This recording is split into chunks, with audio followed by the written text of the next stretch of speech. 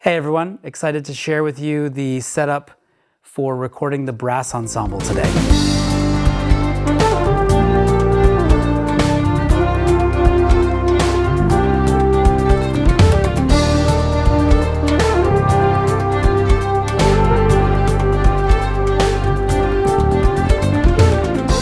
When I was writing this music, I have had in the back of my mind a whole bunch of recordings specifically that I've worked on in immersive audio, both in Atmos and 360, where there have been brass layers like brass choir or even brass shots, and I have always loved aesthetically mixing brass beside and behind me. There's something about trombones, French horns, flugelhorns, and trumpets. There's something about just hearing them in that space compositionally and orchestration-wise that I've always enjoyed. So when I was writing this music, I wrote a whole bunch of parts with that in mind.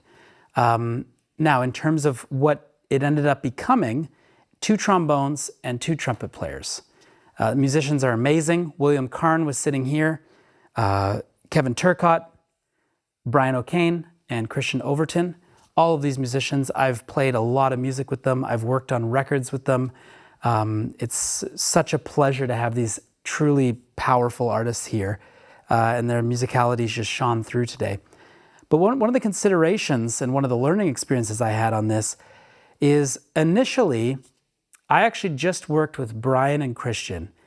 They each came in separately, and I had them overdub on top of themselves with the hope of making a brass choir out of one trumpet player with multiple trumpets, multiple microphones at different distances, flugelhorn, one trombone player with multiple horns, bass trombone, everything.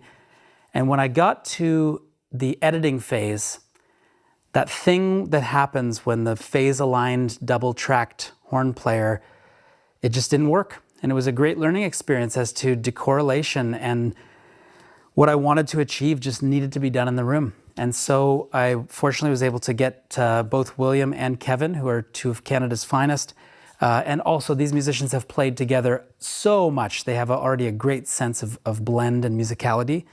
So by bringing them in here, what was really fun is that those initial tracks taught me a lot orchestration-wise about exactly what I wanted, how I wanted to mix the parts later on.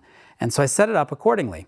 So the 2 trumpets are in the middle and the 2 trombones are on the side, and the array is set up in such a way that when I place them, 2 trombones in the side surround speakers and 2 trumpets in the rear speakers. That's what we were listening to today while tracking, and that's the intent.